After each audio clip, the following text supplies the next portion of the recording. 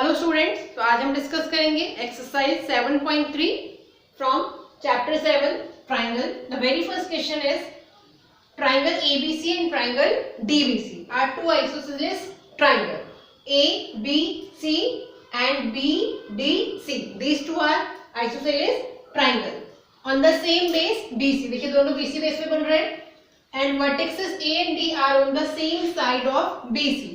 A और D BC के same side पे हैं.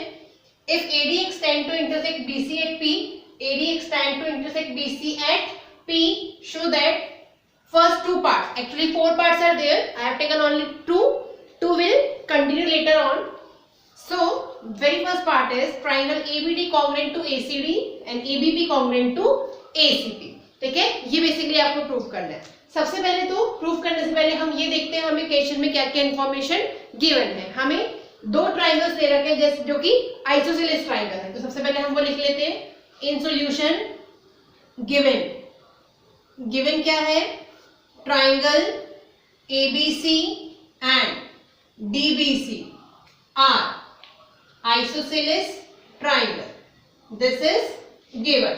It means क्या imply करता है ये? अगर ये दोनों isosceles triangle है, अगर ABC, if ABC is isosceles triangle, तो इसकी दो sides क्या होंगी? Same होंगी. Say AB is equal to AC, such that AB is equal to AC and DBC भी एक आइसोसेलेस ट्राइंगल है. देखिए DBC, तो इसकी भी ये वाली दोनों साइड्स आपस में इक्वल होंगी या नहीं, क्योंकि आइसोसेलेस ट्राइंगल दो साइड्स इक्वल होती है. So I will write and DB is equal to DC. ठीक है, this information is given to you. और कोई इंफॉर्मेशन हमें गिवन नहीं है और ये कह रहा है कि सेम बेस BC पे बन रहे हैं. ठीक है, नाउ हमें क्या शो करना है? फर्स्ट शो करें triangle ABD congruent to triangle ACD to prove. ये हमें प्रूव करना है. ठीक है, देखिए कैसे प्रूव करेंगे. जो ट्राइंगल congruent प्रूव करना है सबसे पहले उनको ले लेते हैं. In triangle ABD and triangle ACP, sorry ACD, D है ये. ठीक है, ABD एंड ACD. ABD देखिए ये वाला ट्राइंगल है ABD, ये वाला. ठीक है, और ACD ये वाला ट्राइंगल है. ठीक है, नाउ इन दोनों में देखिए AD तो कॉमन है. So I will write AD is equal to AD common, right. और गिवन क्या है? इस ट्राइंगल का AB और इस ट्राइंगल का AC आपस में इक्वल है आइसोसेलेस ट्राइंगल होने की वजह से. AB is equal to AC given है. और क्या कंडीशन बन सकती है? यस, दिस साइड देखिए इस ट्राइंगल की ये BD और इस ट्राइंगल की DC, जो कि BDC ट्राइंगल में आइसोसेलेस ट्राइंगल बना रही थी. तो BD किसके इक्वल है? DC के इक्वल है. ये भी हमें गिवन है. BD is equal to DC given. तो बताइए बाय S रूल. देखिए कॉमन हो गई, ये इसके इक्वल हो गई, ये इसके इक्वल हो गई. So by triple S rule, by triple S rule I can say triangle ABD congruent to triangle ACD. So simple. ठीक है, नाउ सेकेंड पार्ट क्या कह रहा है? ट्राइंगल ABP और ACB को आपको कॉन्ग्रुएंट प्रूव करना है. ठीक है, यहां करते हैं. देखिए ठीक, ध्यान से देखिएगा. अब हमें सेकेंड पार्ट को प्रूव करना है. सेकेंड पार्ट में ट्राइंगल है ABP और ACB. सबसे पहले हम लिख लेते हैं in triangle ABP and triangle ACP, right. ABP और ACP में देखिए AP कॉमन है या नहीं है? AP is equal to AP common. ठीक है, AP कॉमन हो गए. सेकेंड थिंग, इस ट्राइंगल का AB इस ट्राइंगल के AC के इक्वल गिवन है. देखिए यहाँ AB आ रहा है, ये रहा AB और यहाँ पे AC. So AB is equal to AC, ये भी हमें गिवन है. ठीक है, अब हमें दो साइड्स मिल चुकी है. एक तो ये मिली आपको AP और AB, राइट. अब तीसरी साइड BP और PC बची, जो कि अभी पॉसिबल नहीं दिख रही है. तो हम कहाँ चलेंगे भाई? दो साइड मिल चुकी है तो एक एंगल ढूंढते हैं. मान लीजिए कि अगर ये एंगल इसके इक्वल हो जाए तो हम कह सकते हैं बाय SAS रूल. ठीक है, बाय SAS रूल ये दोनों ट्राइंगल्स क्या हो गए? कॉन्ग्रुएंट हो गए. ठीक है, नाउ अब ये इसके इक्वल कैसे होगी? देखिए अभी हमने फर्स्ट पार्ट में इन दोनों ट्राइंगल को कॉन्ग्रुएंट प्रूफ किया था, राइट. तो क्या हम इसके सीपीसीटी से इन दोनों एंगल्स को इक्वल लिख सकते हैं? Obviously yes. देखिए हमने प्रूफ किया था ना triangle ABD congruent to triangle ACD, तो हमने 3 साइड्स अपनी कंडीशन में लिखी थी, तो बाकी बचे हुए 3 एंगल्स सीपीसीटी में जाएंगे। तो अगर मैं एबीडी ट्रायंगल और एसीडी ट्रायंगल की बात करूं जो हमने फर्स्ट पार्ट में कॉन्ग्रुएंट किए थे, तो उसका ये बी एंगल इसके सी एंगल के इक्वल होगा, ठीक है। इसका ये हाफ ऑफ ए इसके हाफ ऑफ ए के इक्वल होगा, और इसका ये वाला एंगल इसके नेक्स्ट डी वाले एंगल के इक्वल होगा बाय सीपीसीटी, ठीक है। इसी को हम यूटिलाइज कर रहे हैं, हम तीनों सीपीसीटी नहीं लिख रहे हैं, हम जो हमारे काम में आएगा one CPCT I am going to take कि angle B A P, angle B A P, या चूंकि अपन ने डी को किया था तो I write B A D is equal to C A D. देखिए बी ए डी ये वाला एंगल बन जाएगा, और सी ए डी ये वाला एंगल बन जाएगा। आप यहां से देख सकते हैं B A D C A D, तो इसके सीपीसीटी से ये एंगल इसके इक्वल होगा या नहीं? सो आई विल राइट, कहां से लिखा मैंने ये, from CPCT. CPCT means corresponding parts of the congruent triangle, CPCT of first part, from CPCT of first part I can say angle BAD is equal to angle CAD, ठीक है। तो देखिए by SAS rule, by SAS rule triangle ABP congruent to triangle ACP, ठीक है। तो now let's discuss part number 3. Now I am going to take third and fourth part. क्या given है third part में? AP bisect angle A as well as angle D। आपको ये show करना है कि जो AP लाइन हमने बनाई है, ठीक है, ये एंगल A और एंगल D, ये आपका कंप्लीट एंगल A है। अब हम इसको यहाँ से हटा देते हैं, ठीक है। ये आपका कंप्लीट एंगल A है, और कंप्लीट एंगल जो D है, ठीक है, D को हम यहाँ लिख देते हैं, ये कंप्लीट एंगल D है, इसको क्या कर रही है? बाइसेक्ट कर रही है। कौन सी लाइन? AP line. ये हमें शो करना है, ठीक है। देखिए कैसे शो करेंगे। अब अगर एंगल A बाइसेक्ट हो रहा है, इसका मतलब क्या है कि एंगल A 2 इक्वल पार्ट्स में डिवाइड होना चाहिए।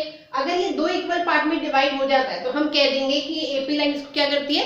बाइसेक्ट करती है। फिर समझिए, मान लीजिए अगर ये एंगल इस एंगल की इक्वल हमें मिल जाए तो हम कह सकते हैं कि AP बाइसेक्ट एंगल A, ठीक है, जो कि आपने अभी भी देखा होगा, हम पहले से ही कर चुके हैं। चाहे आप फर्स्ट केस की बात कीजिए, चाहे आप सेकंड केस की बात कीजिए जो हमने अभी सॉर्ट आउट किए थे, उसके अगर सीपीसीटी पे हम जाएंगे, ठीक, तो आपको क्लियरली मिल जाएगा कि एंगल ए और एंगल डी नहीं, एंगल ए जो है वो बाइसेक्ट हो रहा है, ठीक है। सो आई विल राइट, हमें 2 चीजें प्रूव करनी है, एपी एंगल ए को भी बाइसेक्ट करता है as well as angle D को, ठीक है। तो मैं सबसे पहले लिख रही हूं AP bisect angle A. It means, क्या मतलब है इसका कि angle BAP, angle BAP should be equal to angle CAP, angle CAP।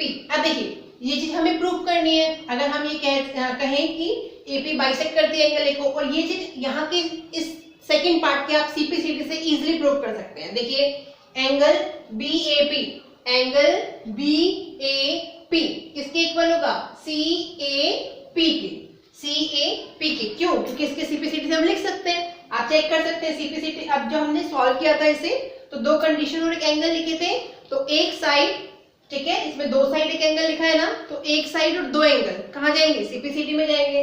तो अगर मैं इस ट्रायंगल की बात करूं, इस ट्रायंगल की, तो इसमें ये BP PC के इक्वल होगा सीपीसीटी से। चलो मैं लिख देती हूँ, from CPCT I can say BP is equal to CP, बोल सकती हूँ BP is equal to CP। और क्या बोल सकते हैं इसकी सीपीसीटी से? 2 एंगल और बच गए। देखिए A वाला एंगल हमने बराबर कर दिया था, बचे हुए 2 एंगल कौन कौन से हैं? दिस वन, इसका B और इसका C, एज वेल एज इसका ये वाला एंगल और ये वाला एंगल, दोनों इक्वल होंगे या नहीं? So I will write angle BAP, angle BAP is equal to angle CAP, angle CAP from the CPCT, right. तो आपको यहाँ कुछ करने की जरूरत ही नहीं है। AP bisect angle, it means this should be equal to this, और ये ऐसा हो रहा है, यहाँ हम रीजन लिख देंगे by CPCT of second part, I can say that by CPCT of second part. ठीक है ना, अब हमें ये प्रूव करना है कि जो AP है वो एंगल D का भी बाइसेक्शन कर रही है, राइट। तो नाउ आई विल से AP bisect angle D। It means करना है कि जो AP लाइन है वो एंगल D कौन सा है, ये वाला, ये कंप्लीट एंगल D है, इसको भी बाइसेक्ट कर रही है। मतलब अगर हम ये वाला एंगल और ये वाला एंगल इक्वल दिखा देते हैं तो हम कह सकते हैं कि ये दोनों लाइंस आपस में क्या करती हैं, तो ये लाइन इस एंगल को क्या करती है, बाइसेक्ट करती है। ठीक है, फिर से देखिए, अगर हम इन दोनों एंगल्स को, कौन कौन से एंगल्स, BDP को इक्वल दिखा दें, किसके, CDP के, CDP अगर हम ऐसा प्रूव कर दें, टू प्रूव, तो हम कह सकते हैं कि दोनों एंगल इक्वल हो गए, और इक्वल हो गए इट मींस ये लाइन इसको बाइसेक्ट कर रही है, राइट। तो हमारा टारगेट है इन दोनों एंगल्स को इक्वल करना। अब इन दोनों एंगल्स को इक्वल करने का एक ही तरीका है कि अगर हम इन दोनों ट्राइंगल को कॉन्ग्रुएंट प्रूव कर दें तो CPCT से दोनों एंगल इजीली बराबर हो सकते हैं। ठीक है, तो let's do it. So I will write in triangle BDP and triangle CDP। ठीक है, देखिए BD is equal to CD given है, BD is equal to CD given है, क्यों, क्योंकि BDC एक आइसोसेलेस ट्राइंगल है, ये एक आइसोसेलेस ट्राइंगल है ना, BDC क्वेश्चन में लिखा हुआ है, so BD is equal to CD। DP common हो गई, DP is equal to DP common side है, राइट। और अभी अपनी सेकंड पार्ट की ही CPCT से हम प्रूव कर चुके हैं कि BP और PC भी आपस में कैसे हैं, इक्वल है। You can see here BP is equal to CP, BP is equal to CP from CPCT of second part, right. Reason आपको मेंशन करना है, कहां से आप लिख रहे हैं। ठीक है ना, तो बताइए बाय SSS रूल दोनों ट्राइंगल्स क्या हो गए, congruent. By SSS rule triangle BDP congruent to triangle CDP। और अगर ये दोनों ट्राइंगल कॉन्ग्रुएंट हो गए तो इसके CPCT से हम कह देंगे कि एंगल BDP किसके इक्वल है, CDP के। ठीक है, तो आगे हम लिखेंगे now from CPCT angle BDP is equal to CDP। और जब आपने BDP को CDP के इक्वल दिखा दिया, इसका मतलब क्या है कि एंगल D का भी बाइसेक्शन होना है। तो आप लिख देंगे हेंस, यहां लिख देती हूं मैं, हेंस एंगल, या ऐसे लिख दीजिए हेंस AP बाइसेक्ट। ठीक है, या इससे पहले आप एक काम कीजिए, इनको इक्वेशंस बोल दीजिए। ठीक है, let's say this is equation number 1 and this is equation number 2, और इक्वेशन 1 और 2 दोनों से मिला के हम कह देंगे कि AP bisect angle A as well as angle D, hence AP bisect angle A and D। कहां से, फ्रॉम इक्वेशन 1 एंड 2, इक्वेशन 1 2 मिला के हम ऐसा कह सकते हैं। ठीक है, now let's come to the fourth part. Fourth part क्या है, AP is perpendicular bisector of BC।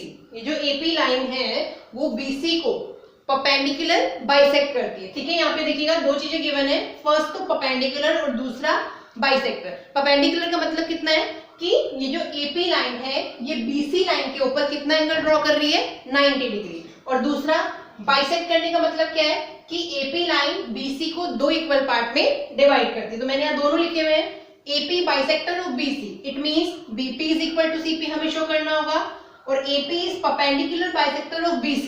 तो इसमें हमें क्या शो करना होगा कि ये जो एंगल है, चाहे आप ये वाला एंगल बोलिए, ठीक है, या ये वाला एंगल बोलिए, दोनों ही कितने होने चाहिए, 90 डिग्री होने चाहिए। तो ये चीज आपको शो करनी है। सो एंगल APB और APC अगर 90 डिग्री शो कर दोगे तो it means AP is perpendicular bisector of BC। ठीक है, नाउ चलिए स्टार्ट करते हैं, कैसे सॉल्व करेंगे इसको। फर्स्ट थिंग जो है AP बाइसेक्टर ऑफ BC, इसे तो हमें शो करना ही नहीं एक्चुअली, अभी हमने सेकंड पार्ट की CPCT में इसे ऑलरेडी प्रूव कर दिया है। सेकंड पार्ट क्या था, जिसमें हमें ABP और APC को कॉन्ग्रुएंट प्रूव करना था। जब हमने कॉन्ग्रुएंट प्रूव किया था तो CPCT से क्या कहा था कि BP और PC आपस में क्या है, इक्वल है। You can copy from the previous slide. ठीक है, so I will say BP is equal to CP from CPCT of second part, ठीक है, CPCT of second part and say this is question number 1, right. Now अब ये angle या ये angle हमें 90 degree show करना है, तो इसके लिए देखिए हम क्या करेंगे, क्या अप्रोच लगाएंगे। हमें पता है ये कंप्लीट एंगल कितना है, अगर मैं इसकी कंप्लीट एंगल की बात करूं तो ये स्ट्रेट लाइन पे बन रहा है, इट मींस ये 180 डिग्री है। अगर ये दोनों एंगल इक्वल हो जाए, राइट, अगर ये दोनों एंगल इक्वल हो जाए BPA और CPA, ये अगर दोनों एंगल इक्वल हो जाते हैं तो हम कह देंगे कि इन दोनों का सम कितना होगा 180 यूजिंग लीनियर पेयर। और चूंकि ये दोनों इक्वल हैं तो एक को दूसरे से रिप्लेस करके हम इजीली 90 डिग्री प्रूव कर सकते हैं, ठीक है। कैसे करेंगे, देखिए सबसे पहले हमें क्या प्रूव करना है कि APB और APC दोनों एंगल्स कैसे इक्वल हैं। अब फिर से मैं कहूंगी कि हम ऑलरेडी कर चुके हैं, कहां पे, from the CPCT of second part, ठीक है। सेकेंड पार्ट में चलिए मैं यहाँ पे लिख देती हूँ CPCT ऑफ सेकेंड पार्ट, क्या क्या लिखा था हमने CPCT ऑफ सेकेंड पार्ट में, BP is equal to CP और एक हमने लिखा था BAP is equal to CAP और एक कंडीशन हमने लेफ्ट की थी, ठीक है, उसको हम यहाँ यूटिलाइज कर लेते हैं। Angle APB equal to angle APC। कौन कौन से ट्राइंगल थे, triangle ABP and triangle APC, ये दो ट्राइंगल्स थे। तो देखिए APB APC, तो ये दोनों इक्वल होंगे या नहीं, राइट। इन दोनों ट्राइंगल की अगर हम बात करेंगे तो ये इसके इक्वल, ये इसके इक्वल, ये वाला एंगल इसके इक्वल होगा, ठीक है। So I can say APB is equal to, चूंकि angle APB is equal to APC, कहां से, from CPCT of second part, from CPCT of second part. ये जो मैंने लिखा है ये प्रीवियस पार्ट से लिखा है, ठीक है, आपको जैसे एक्सप्लेन करने के लिए, राइट ना। अब ये एंगल इसके इक्वल है और ये एंगल देखिए पूरे का सम कितना है 180 है। So I can say angle APB plus angle APC is equal to 180, क्यों, यूजिंग लीनियर पेयर, ठीक है। लीनियर पेयर से इन दोनों का सम कितना हो गया 180 हो गया। अब चूंकि अभी हमने कहा कि दोनों एंगल आपस में इक्वल है तो एक को दूसरे से रिप्लेस कर दें। चलिए APB को एज इट इज रख लेते हैं और APC को भी APB से रिप्लेस कर देते हैं, तो that will be 180। APB plus APB, twice of APB is equal to 180। तो बताइए APB की वैल्यू कितनी आ गई, angle APB will be 180 upon 2 आ जाएगा, डिवाइड में हो जाएगा, तो दिस विल बी 90 डिग्री। यही चीज हमें प्रूव करनी थी, एंगल APB और APC is equal to 90 degree. तो देखिए APB अगर 90 है तो यहाँ से APC भी क्या आ जाएगा 90 डिग्री आ जाएगा। तो let's say this is your equation number 2। So now from equation 1 and 2 I can say, from equation 1 and 2 I can say AP is perpendicular bisector of BC. AP is perpendicular bisector of BC, hence proved. ठीक है, तो in this way you can prove. Now let's discuss question number 2. क्या given है, AD is an altitude. Altitude, as I told you earlier, altitude is nothing but the perpendicular. ठीक है, AD is an altitude of an isosceles triangle ABC in which AB is equal to AC. Figure आपको given नहीं है इस question का, तो आपको खुद से बनाना होगा। ठीक है, क्या गिवन है, triangle ABC is an isosceles triangle. Right, सबसे पहले हम एक आइसोसेलेस ट्राइंगल बना लेते हैं. Let's say this is your isosceles triangle ABC. आगे क्या कह रहा है, in which AB is equal to AC. ये जो साइड AB है ये AC के इक्वल है. ठीक है, और AD इज एन एल्टीट्यूड. ठीक है, AD जो है वो क्या है, एल्टीट्यूड है. मतलब A से आप एक स्ट्रेट लाइन ड्रॉ करेंगे ऑन BC. राइट, और ये जहां इसको इंटरसेक्ट कर रही है दिस इज पॉइंट D. और AD क्या है, एल्टीट्यूड है. इट मींस अगर मैं इस एंगल की बात करूं ADB की, या अगर मैं ADC एंगल की बात करूं, तो ये दोनों ही मुझे कितने गिवन है, 90 डिग्री. ठीक है, this is the meaning of altitude. Now क्या शो करना है, show that first part AD bisect BC।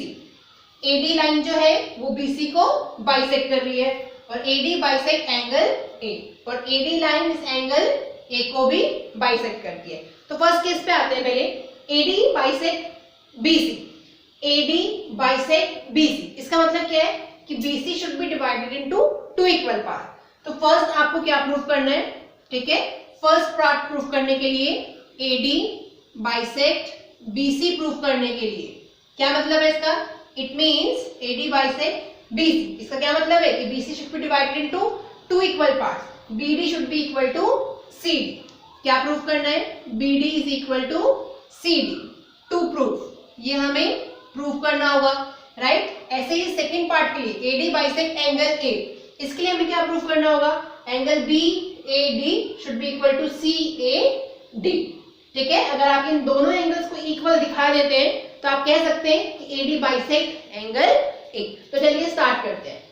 सबसे पहले हमें BD is equal to CD prove करना है। देखिए कैसे प्रूव करेंगे, दो ट्राइंगल्स लेंगे जिसमें एक में BD आ जाए और एक में CD आ जाए, राइट। तो ऐसे हम यहाँ दो ही केस देख पा रहे हैं, एक तो हम ले लेंगे ABD और एक ले लेंगे ACD। So in triangle ABD and triangle ACD, अगर मैं दोनों ट्राइंगल्स पिक कर लूं तो देखिए इस ट्राइंगल का ये वाला एंगल और इस ट्राइंगल का ये वाला एंगल दोनों इक्वल है। So I will write angle ADB is equal to ADC is equal to 90 degree. ये मुझे गिवन है, ठीक है, ये मुझे गिवन है। क्यों गिवन है, क्योंकि AD इज एल्टीट्यूड, या आप ये भी लिख सकते हैं गिवन की जगह AD इज एल्टीट्यूड, ठीक है।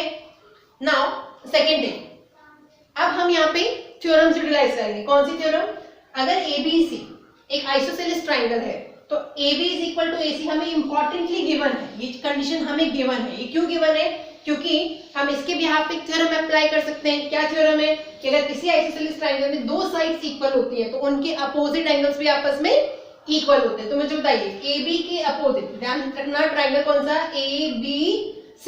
इन triangle ABC AB is equal to AC, तो AB के अपोजिट एंगल कौन सा है, C, और AC के अपोजिट एंगल कौन सा है, B। ये दोनों भी आपस में इक्वल होंगे या नहीं। So I will write angle ABD, angle ABD is equal to angle ACD, angle ACD। देखिए इसी ट्राइंगल का तो पार्ट है दोनों का, ठीक है। क्यों इक्वल होंगे, I will write the reason आपको मेंशन करना है। Angles opposite to equal sides, angle opposite to equal sides are also equal, ठीक है। नाउ अब हमारे पास दो एंगल आ चुके हैं, थर्ड हम चलते हैं साइड की तरफ। दोनों ही एंगल्स ट्राइंगल्स में देखिए ये वाली जो साइड है ये कॉमन आ रही है, नहीं आ रही, AD इस ट्राइंगल का भी पार्ट है, दूसरे ट्राइंगल का भी पार्ट है। So I will write AD is equal to AD common, ठीक है। तो कौन सा क्राइटेरिया लग गया, by AAS, by AAS rule, triangle ABD congruent to triangle ACD। अब हमने ये दोनों ट्राइंगल्स कॉन्ग्रेंट प्रूफ कर दिए, हमने इसे AAS रूल से कॉन्ग्रेंट प्रूफ किया है, ठीक है। आप चाहते तो ये RHS रूल से भी इजीली कॉन्ग्रेंट प्रूफ हो जाता है। देखिए कैसे, अगर आप इसे RHS से प्रूफ करना चाहते हैं, क्योंकि आपकी एक्सरसाइज RHS और SSS पे बेस्ड है, तो आप ज्यादा प्रायोरिटी दीजिएगा कि आप RHS से सॉल्व करें।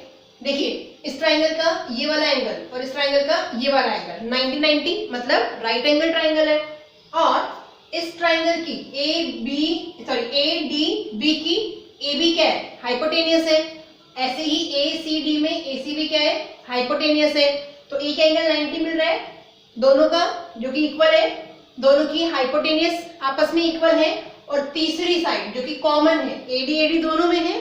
तो ये एक ट्राइंगल का एक एंगल 90 डिग्री है, हाइपोटेन्यूस, और अदर साइड दूसरे ट्राइंगल के एक एंगल, ठीक है, जो कि 90 डिग्री है, हाइपोटेन्यूस और अदर साइड के इक्वल है, कॉरेस्पॉन्डिंग इक्वल है। तो हम कह सकते हैं कि दोनों ट्राइंगल RHS रूल से भी क्या है, कॉन्ग्रेंट है। तो इट्स अप टू यू, क्योंकि एग्जाम में जब क्वेश्चन आता है तो आपको ये लिख के नहीं देता कि आपको कौन सी एक्सरसाइज का क्वेश्चन गिवन है। ठीक है, आपको जस्ट क्वेश्चन गिवन होता है तो इट्स अप टू यू कि आप उसे कैसे सॉल्व करते हैं, राइट। आरएचएस भी आप लगाते हैं तो आप राइट है, और अगर आप एएस जैसे मैंने बताया इससे भी सॉल्व करेंगे तो ये भी करेक्ट है, राइट। नाउ अब हमें क्या प्रूव करना है आगे कि BD is equal to DC, CPCT से, CPCT from CPCT corresponding parts of the congruent triangle. हम क्या क्या लिख सकते हैं, देखिए दो एंगल्स एक साइड आ चुकी है तो बचा हुआ एक एंगल और दो साइड CPCT में जाएगा, तो कौन सा एंगल बच गया, देखिए ये एंगल इसके इक्वल हो ही चुका था, ये इसके इक्वल है, तो बताइए ये इसके इक्वल होगा या नहीं होगा। Yes, so I will write from CPCT angle BAD is equal to CAD, ठीक है, BAD is equal to CAD, ठीक है। ये इससे पहले हम साइड वाली कंडीशन ले लेते हैं, फिर इसको सेकंड पार्ट करके ले लेंगे, राइट। अगर मैं साइड की बात करूं तो हमने अभी एक ही साइड ली है, AD is equal to AD, इस ट्रायंगल का AB इस ट्रायंगल के AC के पहले से इक्वल है, ठीक है।